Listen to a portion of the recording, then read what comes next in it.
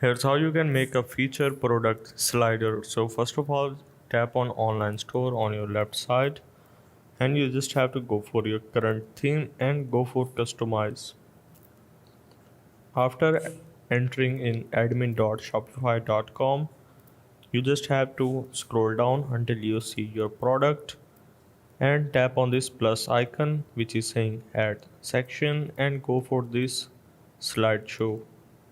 After adding the slideshow, if I scroll down, this is my slide that is currently with this image.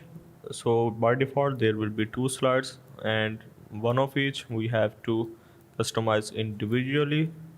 So start by typing the heading of your slide and your subheading, your button label, your button link, and if I scroll down I can remove it or I can change it direction and whatsoever.